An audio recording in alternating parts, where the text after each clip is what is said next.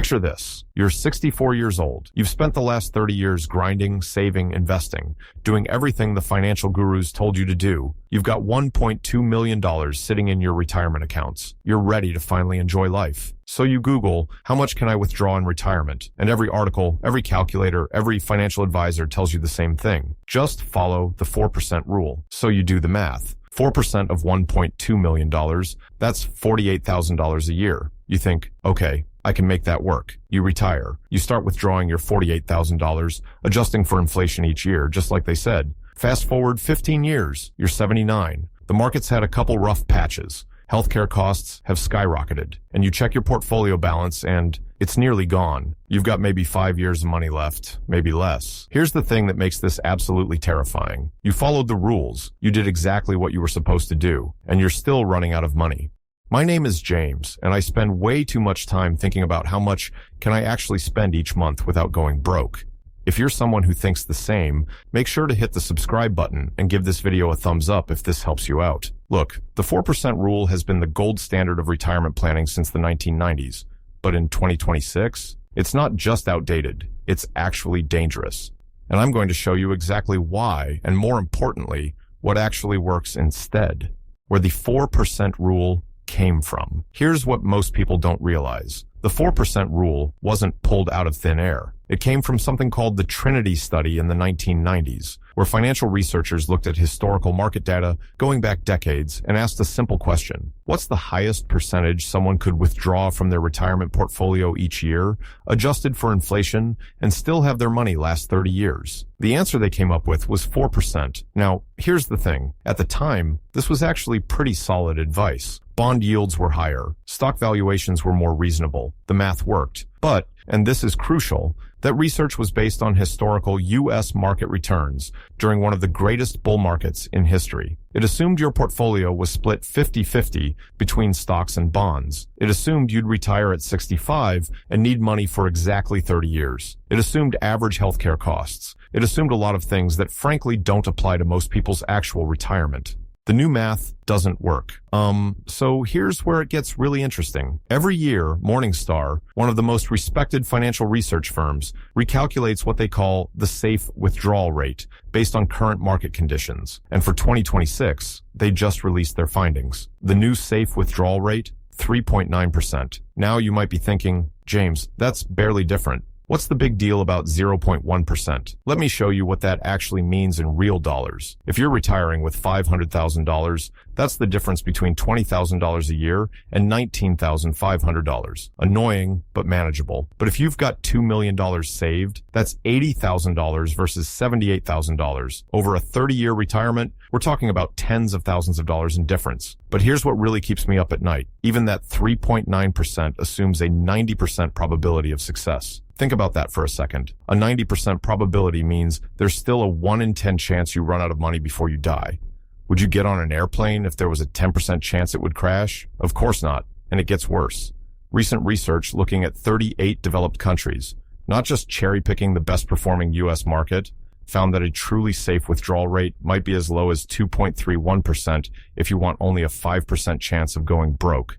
Let me repeat that, 2.31%. On $1 million portfolio, that's $23,100 a year. That's poverty-level income for most retirees. This is where most people realize the 4% rule isn't just flawed, it's potentially catastrophic.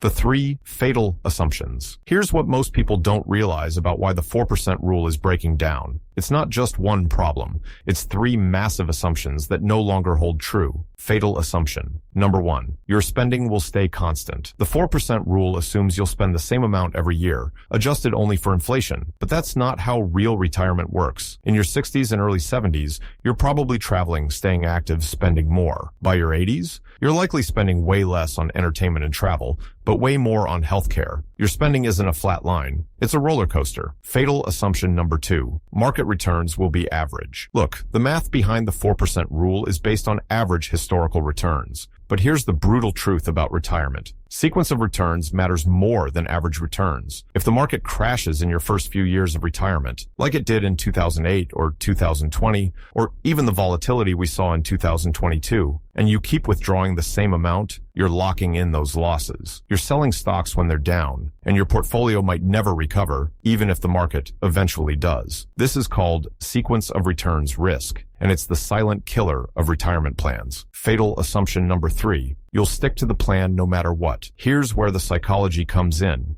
The 4% rule assumes you'll have the discipline to withdraw exactly 4%, adjusted for inflation, every single year, regardless of what's happening in the market or your life. But humans don't work that way. When the market's up 25%, you feel rich and you spend more.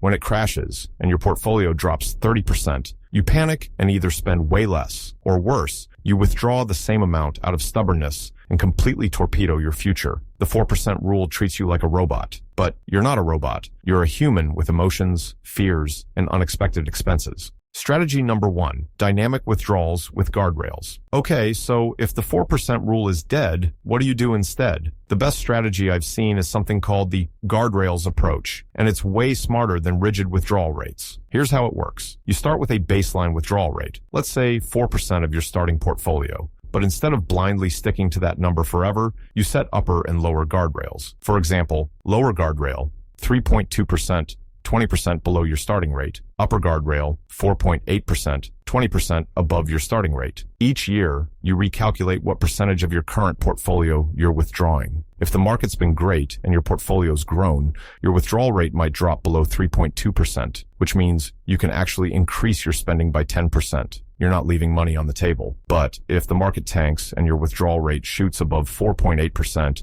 you cut your spending by 10%. Yeah, it sucks. But cutting spending by 10% when your portfolio is struggling is way better than running out of money completely at age 82. The beauty of this approach, studies show it can increase your success rate from 90% to 95 to 98%. That's the difference between a 1 in 10 chance of going broke and a 1 in 50 chance. Strategy number 2, the RMD method. Here's another approach that's gaining serious traction. Using the IRS's required minimum distribution tables as your withdrawal guide. Now, you might be thinking, wait, isn't that just a tax rule? Yes, but here's why it's actually brilliant for withdrawal planning. The IRS designed RMD tables to ensure your retirement accounts last your entire lifetime. At age 73, your RMD is about 3.8% of your portfolio. At 80, it's around 5.3%. At 90, it's about 8.8%. Notice what's happening? As you get older and your life expectancy decreases, you're allowed to withdraw a higher percentage. This naturally adjusts for the fact that your money doesn't need to last as long. Research from 2024 found that following RMD percentages, even before you're required to take them, can be one of the most sustainable withdrawal strategies available. It automatically adjusts for market performance since it's based on your current balance, and for your age, since the percentages increase as you get older. Strategy number 3, variable percentage withdrawal. The third strategy worth considering is called variable percentage withdrawal, and it's popular in the Bogleheads community. Here's the formula. Each year, you withdraw an amount equal to 70% of last year's withdrawal, adjusted for inflation, plus 30% of your portfolio's average balance over the past 3 years, multiplied by 5%. This creates a blend between consistency and market responsiveness. You're not taking wild swings in your spending, but you're also not ignoring reality when the market moves. For example, let's say you withdrew $40,000 last year and inflation was 3%. Meanwhile, your portfolio's 3-year average is $1 million.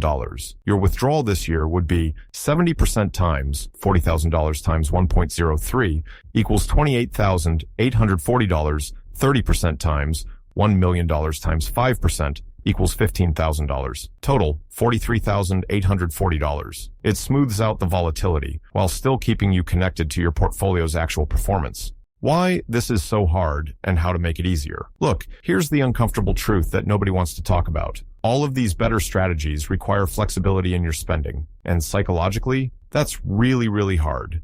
We like certainty. We want to know exactly how much we can spend every month. The idea of cutting back by 10% when the market tanks feels like failure, even though it's actually the smart move that keeps you from going broke. Here's what I've found helps people actually stick to these strategies. Separate your spending into buckets. Have non-negotiable expenses, housing, food, healthcare, that you cover with guaranteed income sources like Social Security or pensions. Then have discretionary spending, travel, entertainment, gifts, that can flex with your portfolio performance. It's way easier to cut back on a vacation than to cut back on groceries. Keep a cash buffer. Have 1 to 2 years of expenses in cash or very safe bonds. This way, if the market crashes, you're not forced to sell stocks at the bottom. You can ride it out with your cash reserves while your portfolio recovers. Reframe your thinking. This is crucial. Cutting your spending by 10% during a downturn isn't a failure. It's the mechanism that ensures you won't run out of money. It's a feature, not a bug. The research is absolutely clear on this. Retirees who use dynamic strategies, who are willing to adjust their spending based on market conditions, can actually withdraw more money over their lifetime than those who stick rigidly to the 4% rule. You end up with a higher standard of living and a lower risk of going broke. That's not a trade-off. That's just better. What to do right now? Okay, so you've made it this far. You understand why the 4% rule is dying. You know what strategies actually work. Now what? Here's your action plan. Step 1. Calculate your current withdrawal rate. Take your annual spending from retirement accounts and divide it by your current portfolio balance. Where do you stand? If you're already above 4.5%, you need to make changes now. Step 2. Set your guardrails. Decide on your upper and lower limits. A good starting point is 20% above and below your target rate. Write these down. Put them somewhere you'll see them when you do your annual review. Step 3. Build your cash buffer. If you don't have 12 to 24 months of expenses in cash or very safe bonds, make that your priority. This is your insurance policy against sequence of returns risk. Step 4. Categorize your spending. Separate essential expenses from discretionary. Know what's absolutely non-negotiable and what can flex if needed. Step 5. Review annually, not daily. This is important. Check your withdrawal rate once a year. Don't obsess over every market move. Emotional reactions to short-term volatility will destroy your plan faster than any market crash. Step 6. Stress test your plan. You can use free retirement calculators that incorporate Monte Carlo simulations. Run different scenarios. See what happens if you retire into a bear market, or if you live to 95, or if healthcare costs spike. Know your vulnerabilities. Here's what I want you to take away from this. The 4% rule worked for a specific time period under specific conditions. But 2026 is not 1994. Market conditions have changed. Bond yields are different. Life expectancies are longer. Healthcare is more expensive. Blindly following the 4% rule today is like using a map from 30 years ago to navigate a city that's completely rebuilt itself. You might get somewhere, but it probably won't be where you wanted to go. The good news, we have better tools now. Dynamic withdrawal strategies with guardrails, RMD-based approaches, variable percentage methods. These aren't just theoretically superior, they're practically proven to work better. Yes, they require more flexibility. Yes, they require annual check-ins. Yes, they require you to potentially adjust your spending based on market conditions. But you know what they don't require? Waking up at 80 years old and realizing you're about to run out of money. The 4% rule is dead. And honestly, that's okay, because what's replacing it is smarter, more adaptable, and actually designed for the reality of retirement in 2026, not some idealized version from 3 decades ago. If you found this helpful, make sure you're subscribed, because I break down financial strategies like this every week. Drop a comment below and let me know. Are you using the 4% rule right now, or have you already switched to something more dynamic? I read every comment, and I genuinely love to hear your experience. Your retirement is too important to leave to outdated rules. Do the work now, build in flexibility, and give yourself the best shot at a retirement that actually lasts. Thanks for watching. I'll see you in the next one.